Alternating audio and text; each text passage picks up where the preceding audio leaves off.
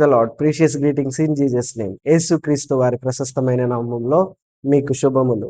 ఈ ఉదయమున అత్యంత విలువైన దేవుని మాటలతో ఈ రోజుని ప్రారంభించుకుందాం. చూడండి, కీర్తనల గ్రంథము 119వ అధ్యాయము 50వ వాక్యాన్ని మనం చదువుకుందాం. నీ వాక్యము నన్ను బ్రతికించి ఉన్నది, నా బాధలలో ఇదే నాకు నెమ్మది కలిగించుచున్నది. ప్రియులారా, ఈ లోకములో పూర్ణమైన నెమ్మది ఎక్కడ దొరకదండి.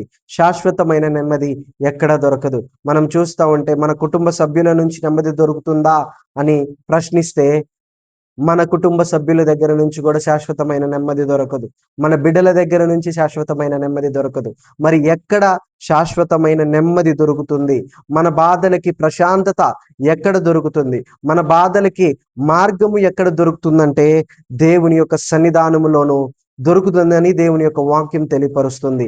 ఎలా దొరుకుతుందంటే ఆయన యొక్క వాక్యాన్ని మనము అనుదినము చదవడం వల్ల, ధ్యానించడం వల్ల మనకి మార్గం దొరుకుతుంది, నెమ్మది దొరుకుతుంది.